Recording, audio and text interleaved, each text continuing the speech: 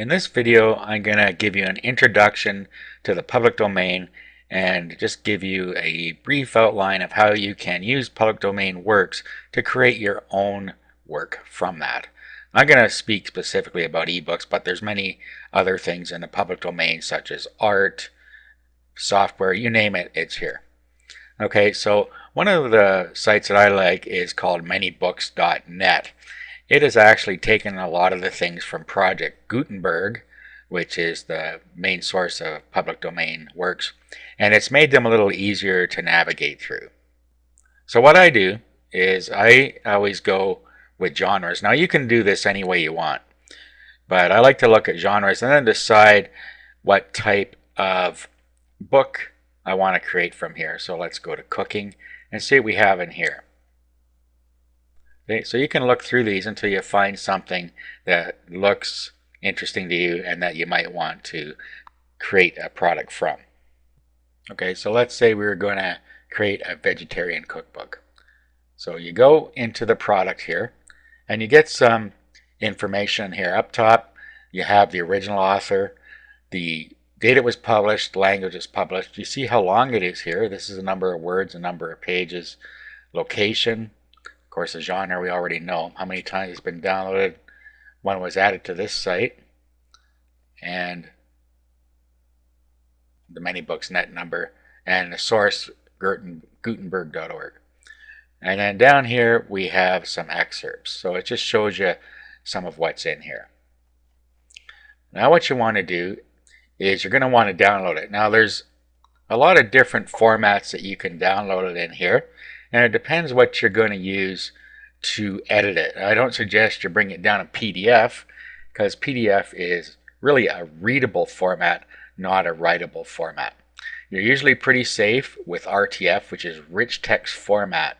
It will open in any word processor. You can also bring it down in text file.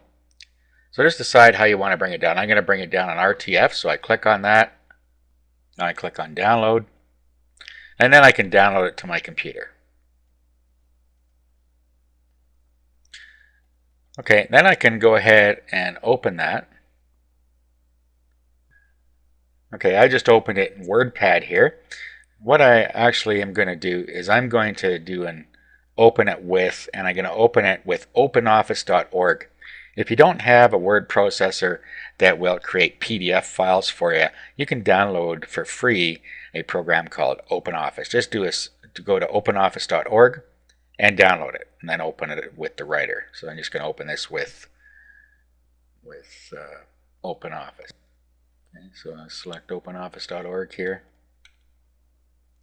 I'll open it up. Okay, and we have more robust features in here. Okay, so there's some stuff in here. Now, what you're going to want to do, first of all, is rearrange the book. As you can see here, this is a real jumble here. So you'd have to go in and really fix up any text errors and reformat it. Now in this case, I noticed that when I opened it with WordPad, it's actually formatted correctly. So what you might want to do is just save it in WordPad and then reopen it.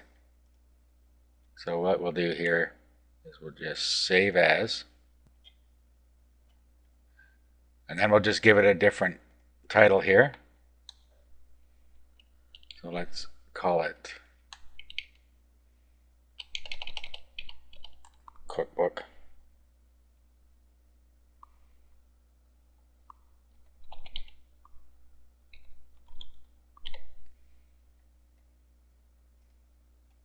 Okay, now what you could do is just open up Cookbook with OpenOffice.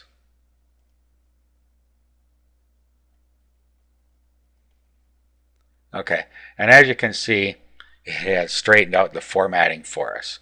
So then we could continue with editing the ebook. Okay, so what you're going to want to do at this point is go through it, see if there's anything that you want to change. There likely is. And like language and stuff, for instance, is different now than it was in, say, 1906 or 15 or whenever this was made. So conversational language has changed since then. So you're probably going to want to go through, read this, and change anything to make it more modern. You also decide what content you want to put in here, any other changes you want to make. Then, of course, what you're going to want to do is have some graphics created. Okay, the graphics, you can put pictures in with the recipes, for instance. Need a graphic for the book, and you're going to need a graphic for the website you're going to sell it off, if you are in fact going to sell it off a website. And then, of course, you're going to need to make a table of contents. And once you've done that, what you're going to want to do is export it as a PDF file. So you do File, do Export as PDF, and then when you click Export, you'll have a PDF ready to sell.